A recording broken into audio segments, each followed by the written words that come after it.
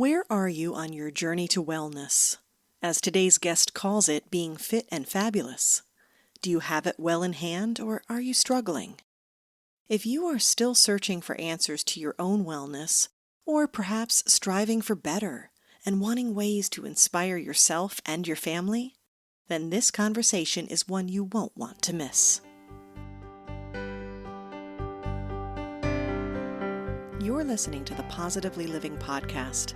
I'm your host, Lisa Zaratny, founder of Positively Productive Systems and a coach certified in time and stress management, helping clients make space for what matters most in their lives. Join me each episode and we'll talk about decluttering, stress management, habits, personalized productivity, gratitude, and so much more.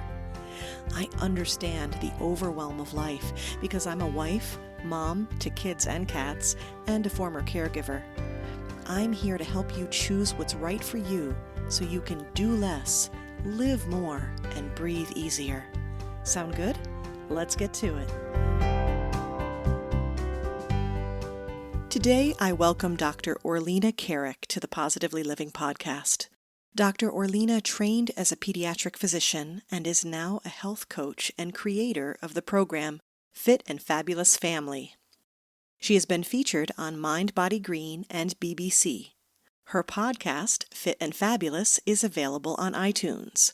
A mom to four, Dr. Orlena helps families create easy habits and systems they love so they can all feel fit and fabulous without having to think about it. Ever since Orlena and I connected online, I've been a fan of her approach to wellness. I appreciate her experience as a doctor and her focus on habit development. There are 3 key points of overlap with her approach and mine as coaches, even though we're working with different topics. Habits are one aspect of the overlap. You can learn more about why habits serve us so well in episode number 15, How to Harness the Power of Habits. The other 2 points of overlap are simplicity and fun. I love how encouraging she is about a topic that can often feel difficult. Today she repeated words she had heard once. Most people don't realize how close they are to feeling amazing. This is such a hopeful statement, and it reminds me of a concept I once learned that changed my whole perspective: the compound effect. There's a book by this name by Darren Hardy, but I first learned the concept from Jeff Olson in The Slight Edge. It was the moment I realized that small steps can lead to large rewards. It was when I embraced habits. In today's episode, Orlena provides so many helpful explanations as to why our brains do what they do. For the science lovers listening, you'll be happy to know that dopamine plays a big role, as you knew it would. We discuss the willpower trap and how important it is to understand what's happening with our brains and to understand ourselves. She shares with us her 4 pillars of wellness: nutrition, sleep, exercise, and emotions. And we talk about the mindset of wellness and how understanding ourselves and our brains better can save us from the shame spiral that happens all too often. She also provides simple yet effective advice for family mindset as well. If you'd like to learn more after you listen to today's episode, I encourage you to check out her podcast for conversations of all kinds relating to wellness, including a chat we had about decluttering. And her gift for you is the Healthy Easy Food System, which shows you how she brings wellness to her family. I would be remiss if I didn't point out a topic that came up today and comes up repeatedly in my podcast episodes: self-awareness. There's a critical reason why. Without it, we often doom ourselves to repeat things that don't work. With it, we can create effective habits that lead to living well without having to think about it. Welcome, Dr. Orlena Kerek, to the Positively Living podcast.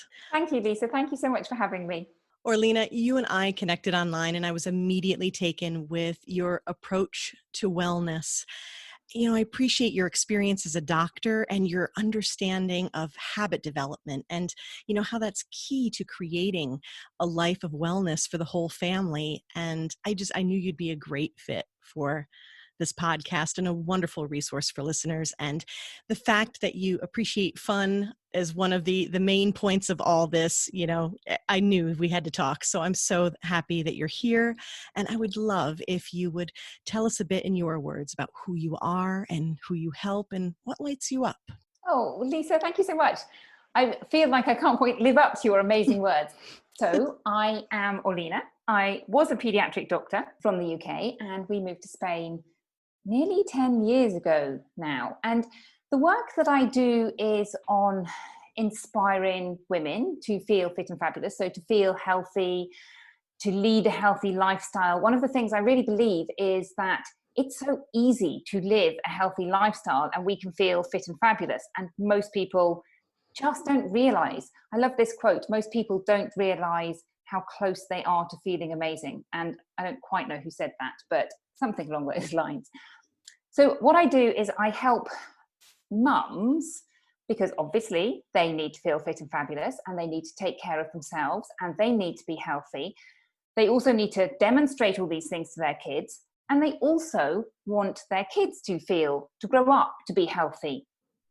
Now that sounds like a lot, but it isn't actually.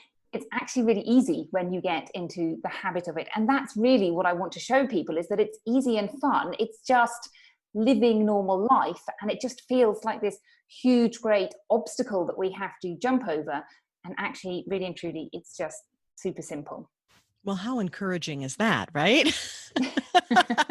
And I do think, we've talked in prior conversations about how there's this tendency to want to make things complex. I mean, that's just, I don't know, it's human nature somehow, or we feel that it is. We feel something is insurmountable or just very, very difficult somehow. And I love that you're here to help us see that it isn't. Well, you know what it is, actually? It is little things in our brains called dopamine receptors. Mm-hmm. And I think they have an awful lot to answer for. Now, dopamine receptors are great because they are a double-edged sword. They make us go out and they make us do things, and we want to seek that drive of that dopamine hit. So, there's loads of great things that we do because we want that dopamine hit, but there is a double-edged sword to it. And I always think, cravings and things like that, they're just bad habits, or the habit's gone wrong, where we've taken a habit and we've stopped looking at whether there's a benefit of that habit, and we just do it on autopilot.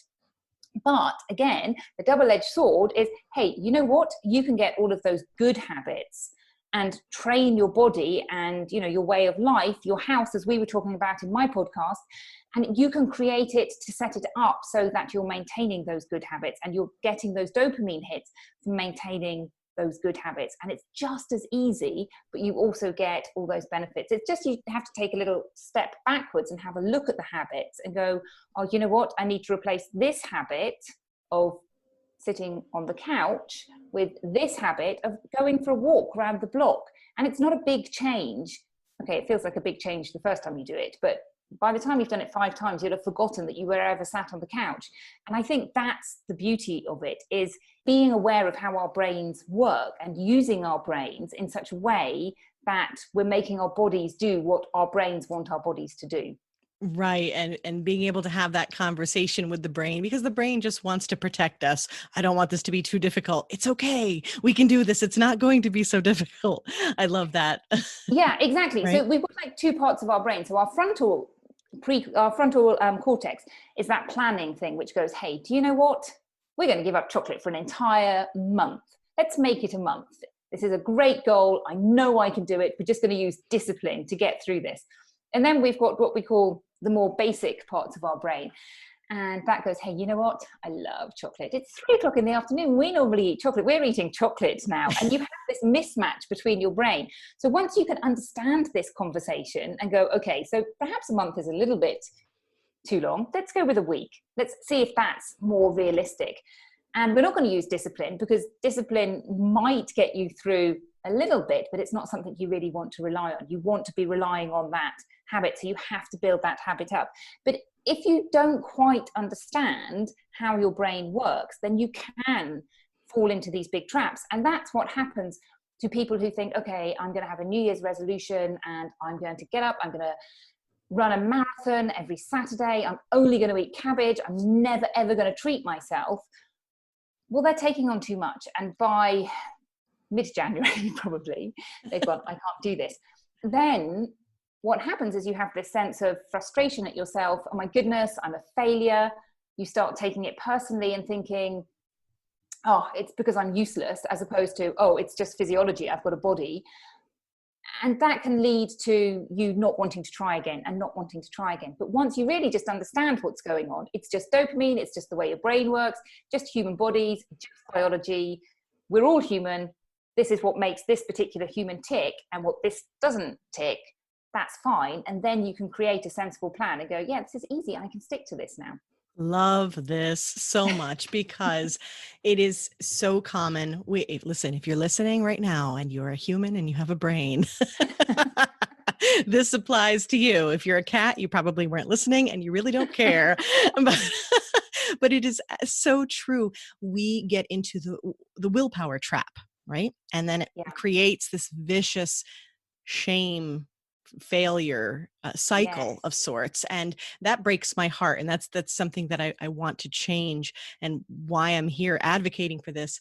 And when I coach clients, when we talk about these habits, and that's really the key thing, and what I love that you and I overlap so much in. Yeah, they are a double-edged sword, but we can use them for the powers of good. And the powers, and I don't even like good and bad so much, but more that we can use them to serve us well. Yes, exactly. And I Right? think you've hit on a really good point as well about shame. And I always talk to my children about this, because we take things so personally. We make this mean something about ourselves. And I say to my children, they say, oh, you're so silly, or whatever word they use. Mm-hmm. And it's not that that person is silly. You can do something that is silly. You have done one silly action. That doesn't make you a silly person. And when my children do name calling, I have to pick them up and go, no, they aren't silly, or whatever name. Doesn't make it true anyhow if you do call them that name. Mm-hmm. But the more important thing is, it doesn't make that person that thing. What it means is you may have done an action that was a little bit foolish. In the case of New Year's resolution, okay, so I was a little bit overambitious. I didn't quite understand how my habits were working. So I failed at one small action of that goal, but that doesn't mean that my entire life is a failure, my entire person is a failure, that every single thing that I'm going to do from now on is a failure. But we make it mean that much. And it is slightly ridiculous when we kind of think about it, that, you think about the road to success. And I always say to people, so you've got these big goals. Whatever your goal in life is, it doesn't matter whether it's weight loss or healthy eating or build a house or write a book.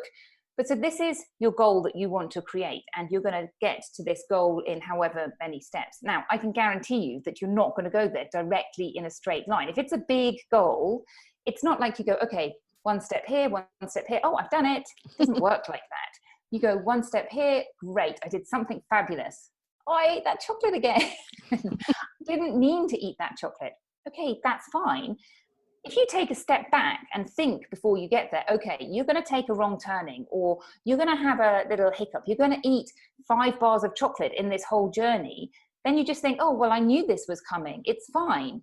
I can just carry on. But so often what people do is go, oh, I made this one trip up, so I'm going to just jack the whole thing in, forget about it, go back to where I was. But if you just go, oh, I knew this was happening, I knew this was going to happen, and it's fine. I'm just going to get up and go back to eating my salad instead of my chocolate, or whatever it is.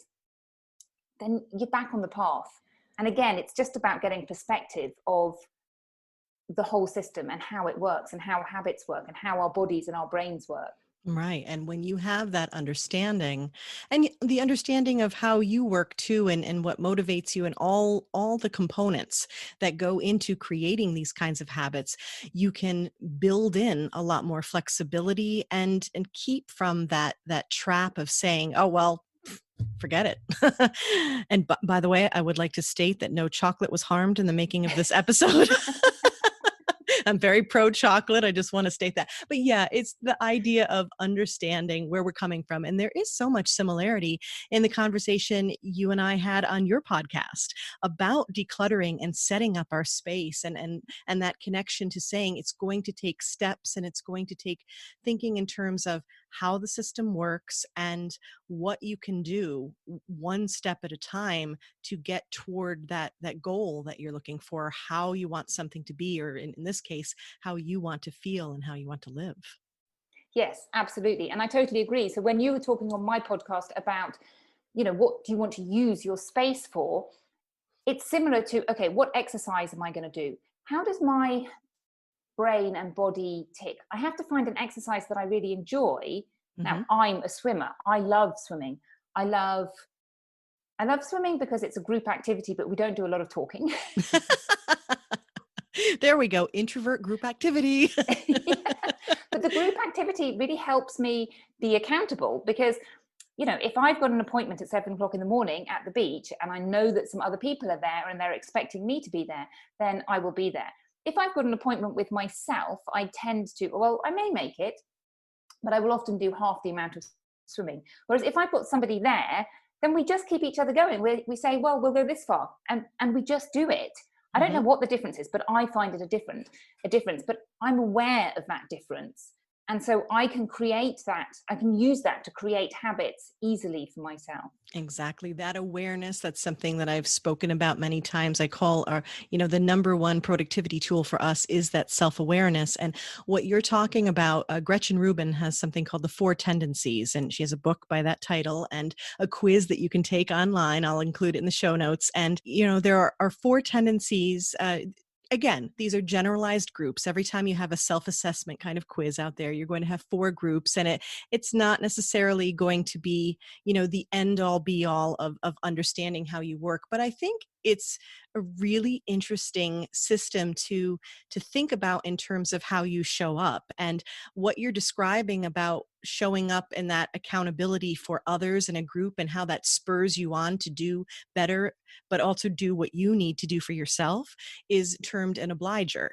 And that's a good thing. There's no right or wrong here. There's no bad or good. It's only what can serve you toward your best self, your search for your best self. And understanding that is key, and allowing for that flexibility. Now, in that system, I'm known as a questioner. So I have to understand. I have to have a lot of questions, figure it out, do my research. But when I'm locked in and I see the value of it, like, reducing my sugars or my refined foods and things like that, I've done the research, and it's understood deeply in me, and I'm good, and I can pass on it and say, no, thank you.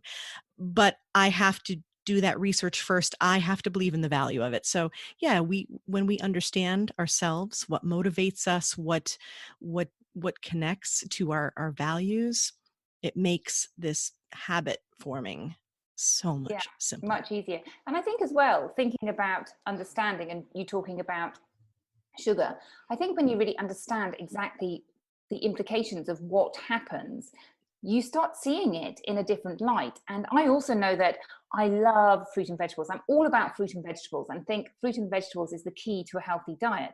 But I also think that fruit and vegetables are healthy for you. So if they weren't healthy for you, I suspect I probably wouldn't like them as much. But it's that upward spiral of, I enjoy eating them, and I think they're good for me, and I find different ways of making them tasty, and I enjoy going to the market to buy them and chat with the people who sell them. So the way you think about things really does influence as well how you act around them as well. So once you start thinking, goodness, sugar is really bad for me, I can pass on it because I understand what it is doing to the inside of my body. So it may taste delicious. There's no doubt that sugar tastes delicious. But once I really understand what it's doing, it's much easier to go, well, it tastes delicious, but I can live without that delicious taste. Right. It's not necessarily serving me, and this is important to me. So therefore, again, this you create filters for your life to say, well, this is what belongs and what doesn't belong, toward my ultimate goal. Exactly. So what you were talking about, and I loved the phrase that you help families create easy habits and systems they love so they can all feel fit and fabulous without having to think about it. And boy, that sounds awesome. Because, there's so much that we have to think about, we have to do. And that not having to think about it goes back to the habits we were talking about. Exactly. I know it's kind of said it's like I've said it twice, but essentially, once you are in those habits, you don't have to think about it. That's the key to not having to think about it. Exactly. I don't have to think about brushing my teeth in the morning because I'm in the habit of doing it. And I suspect that most people are in that habit. You don't get up and go, oh, how does this toothbrush thing work? Well, you can create those same habits about healthy living. So, for example, just eat lots more vegetables. That's a really good habit that you can have, and one that will give you so much benefits. And as well, once you eat more vegetables, you will be eating less of the packaged food. So, it's a double thing. And once you start building on these habits, so say now you're eating more vegetables, you might build another habit, which is, okay, I'm going to cut out soda or something like that. Do you know what I mean? But it doesn't really matter what the habits are, but you just build on them. Exactly. So every forward step you take, you think, oh, it's just one forward step, but it's not just one forward step. It's one forward step to that goal that you're trying to reach. And that's the really important thing. That's right. And there's, the idea, it's probably came from Charles Duhigg. He's one of my favorites regarding habits and the power of habit and smarter, faster, better. And this idea of, keystone habits, and you start one thing and that inspires you to do more. I think when you are eating better, or eating foods that energize you and nourish you, that encourages you then maybe to move more or, find the next thing, and or what's called habit stacking. And you're absolutely right that we're building upon that. And here's the key point, the takeaway I would love to add is that the habit can be so simple and small to start, and it does make a difference because it's creating the foundation for that repeated doing of it, that consistency that you need to get to that point of not having to think about it and allowing it to work for your benefit. Yes, exactly. I love it. Yeah, fabulous. So you also have what you call the 4 pillars. And we also you mentioned actually in the beginning, and I know we've talked before in other conversations about how we model for our children and we engage them. I would love for you to speak a bit about these 4 pillars and about how we can engage our children in this process as well, how we can all benefit from this. Absolutely. So the 4 pillars are nutrition. So in a nutshell, now I can talk about nutrition for a very long time. Yes. In a nutshell, fruit and vegetables and less packaged food. And that's essentially it. You can just discuss nutrition in really great depth, but fruit and vegetables. Love it. I love it. It's that simple. It's that simple. And we know that. It doesn't have to get more complicated than that. So that's pillar number 1. Pillar number 2 is sleep. And I think sleep is really interesting. And we all know that sleep is good for us. We all know that when we have lack of sleep, we're tired and grumpy and snap at our children. But actually, in the last 20 or so years, since I graduated from medical school, we found out a lot about sleep. So how it exactly works, what our body does when we sleep, and actually so many more benefits like productivity. Productivity is another huge benefit. So many people think, oh, I'm going to stay up late, working really hard. Actually, you're much better off going to bed, getting a good night's sleep, and getting up early in the morning, and you will be far more productive. Absolutely. You will be more alert. Your mind will just process things better. And the same goes for if you are feeling weary and you stop to take a nap. I know that it feels counterintuitive, but you are absolutely spot on. This, the resting, we feel as though it's, quote, doing nothing. It's doing so much for us. Exactly. And again, it's just about habit. It's just getting into the habit of getting to bed on time, and people don't want to do that, essentially. Yeah. But again, it's just habit. And I tell you, once you are in that habit, your body will just say to you, it's bedtime now. So now I find after about 10:30, my brain just stops functioning. Luckily, I don't have to do night shifts anymore. So sleep is pillar number 2. Pillar number 3 is exercise.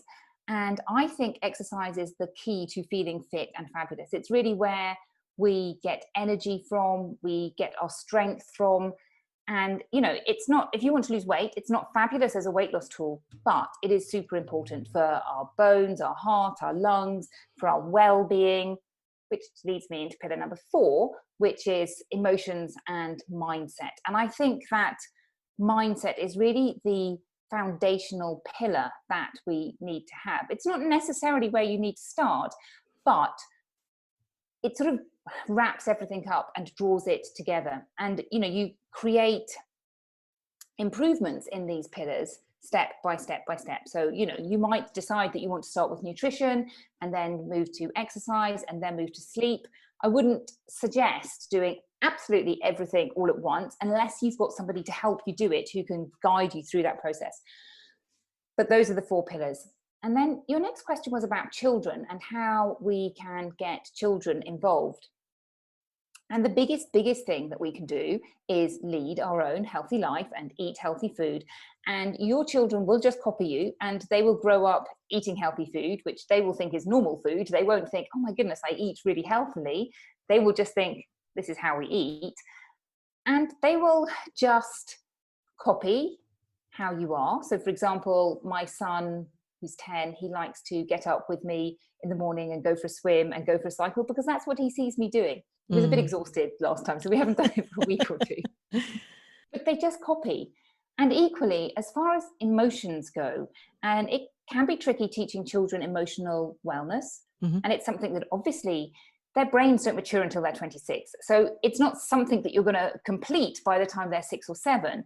But the best way to do it is to demonstrate it. And I personally have found my children the best teachers in emotional wellness because it wasn't until I had children that I was really triggered so much. I didn't see my emotions on a daily basis as much as I do now. It's like an emotional roller coaster having kids. Yes. Whereas normal life, okay, there's emotions in normal life, but not really so much. Not as much as our children, who 1 minute they're in the depths of despair and the next minute my son says, best day ever, worst day ever, best day ever, worst day ever, about 5 times a day. And I'm like, I can't keep up with you.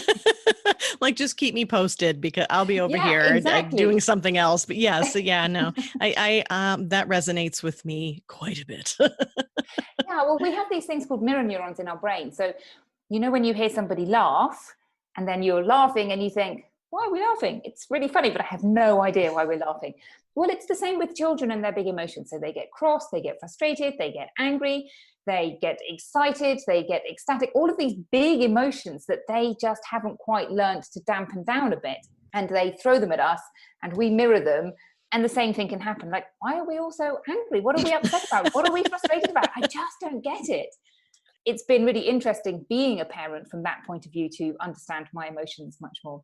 Oh, this is such good stuff because when we understand, and again, right, this comes down to awareness and understanding, which is why I wanted to have this conversation with you. This is such good stuff, that they are processing this all, that they're working through it, that they're taking their steps to develop emotionally.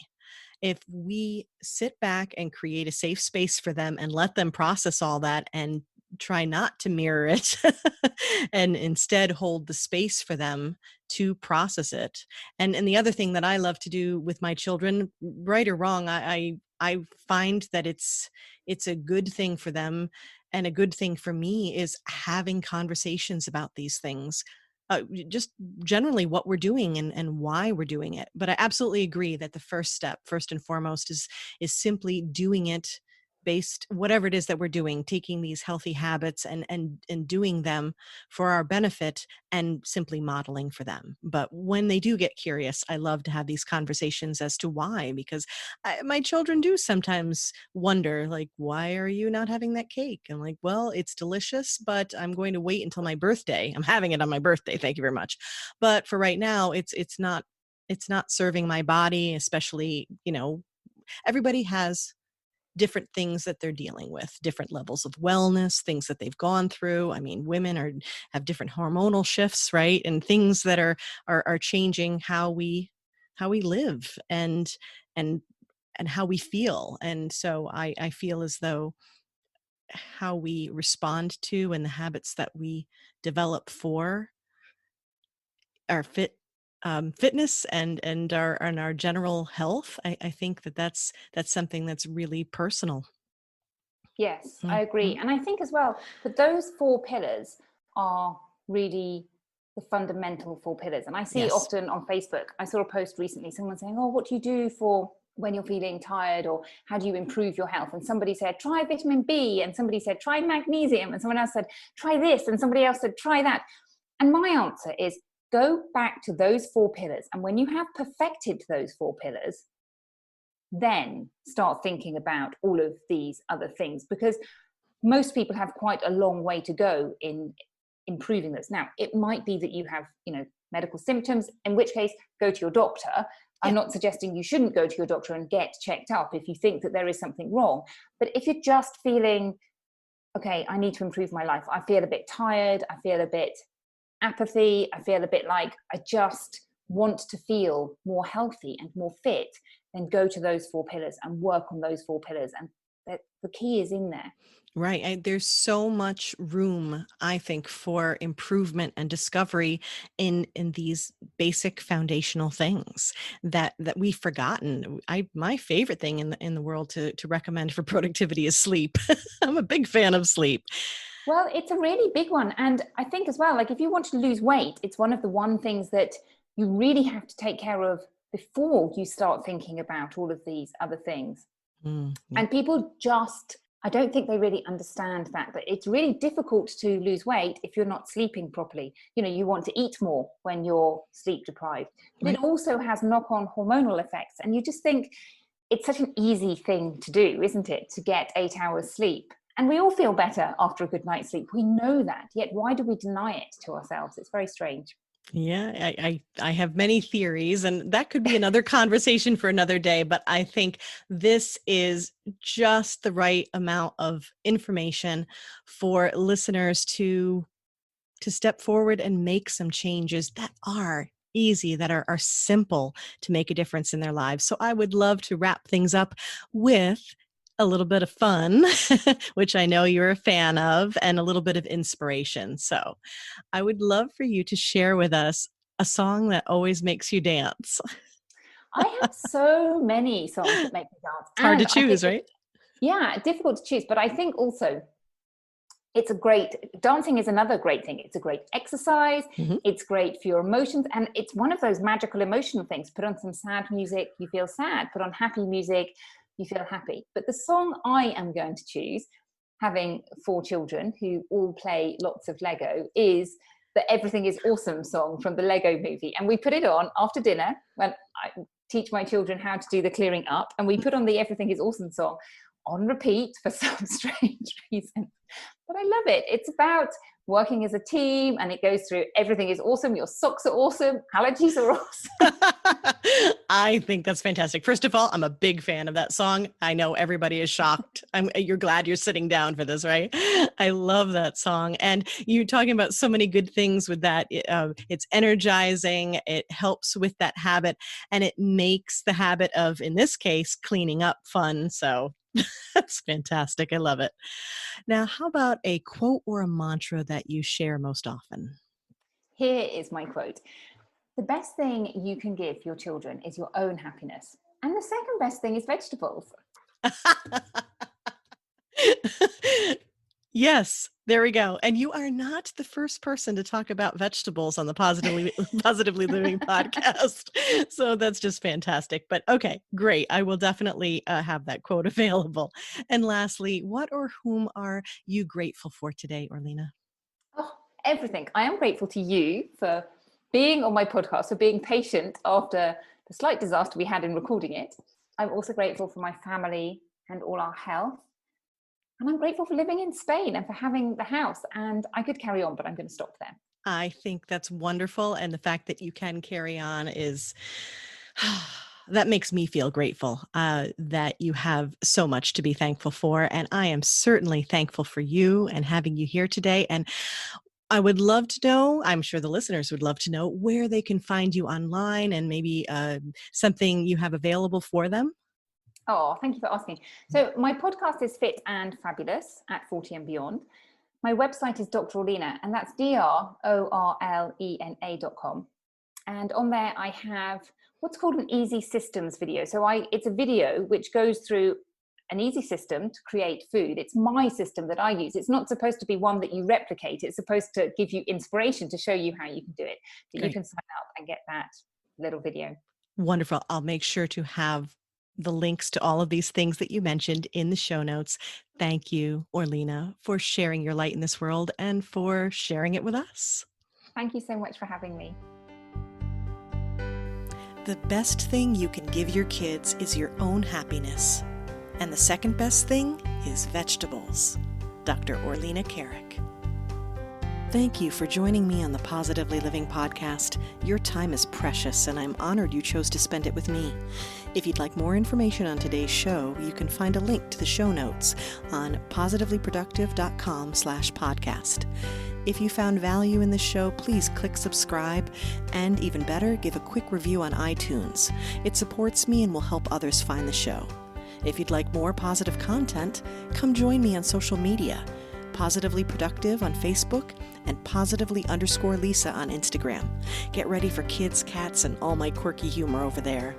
I look forward to having you join me next episode. Until then, keep it positive and keep making space for what matters most.